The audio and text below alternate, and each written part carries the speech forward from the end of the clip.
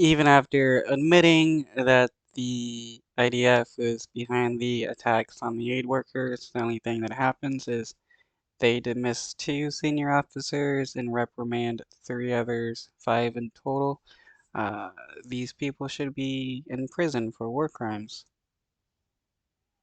Tonight, the U.S. is cautiously welcoming Israel's commitment to open more aid routes into Gaza after a tense phone call between President Biden and Israeli Prime Minister Benjamin Netanyahu. The president declining today to answer whether he'd threaten Netanyahu with stopping military aid.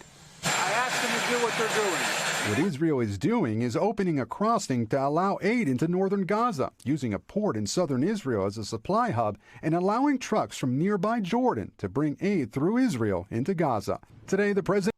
After killing 7 aid workers, they finally decide to allow, to stop disallowing aid or preventing aid from coming in to Gaza. Well, they need a big old pat on their back. It was also asked if his tougher tone with Netanyahu meant he was abandoning Israel. The Israeli military. Because Biden will never stop supporting Israel no matter what they do. He's a Zionist, and all our Zionist presidents will continue to support the Israeli government. Has removed 2 officers from their posts and reprimanded 3 others after this week's deadly strike that killed 7 aid workers from Chef Jose Andres' World Central Kitchen. So no prison time, no going in front of the military court or anything like that.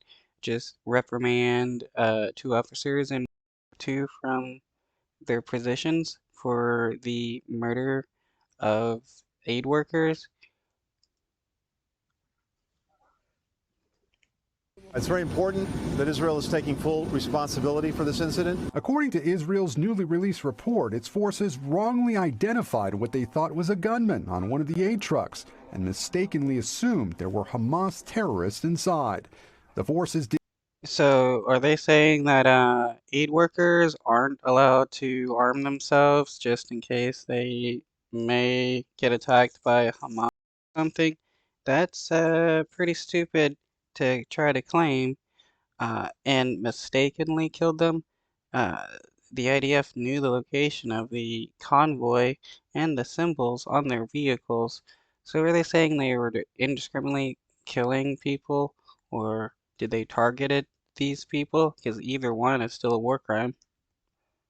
Did not identify the vehicles in question as being associated with World Central Kitchen, calling it a serious failure.